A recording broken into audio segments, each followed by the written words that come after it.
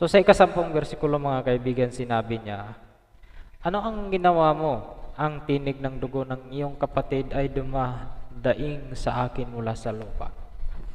So yun mga kaibigan, na tinanong niya, ano bang ginawa mo? Dahil ang dugo ng iyong kapatid ay dumadaing sa akin galing sa lupa. So akala ni Cain ay hindi malalaman ng Panginoong Diyos ang kanyang ginawa sa kanyang kapatid. So kaya siya nagsinungaling. Pero ang hindi niya alam na walang may tatago sa mata ng Panginoong Diyos. Lahat ng bagay na narito sa lupa ay kanyang nakikita. Walang may tatago sa kanya kahit pa man ang nasa kailaliman ng lupa.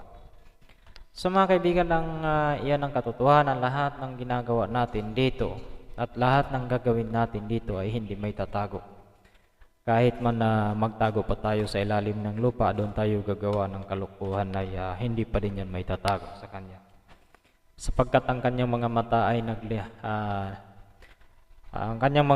ay nag-aapoy na makikita ang lahat. So mga kaibigan, hanggang dito lang muna tayo. Ingat kayo palagi. God bless.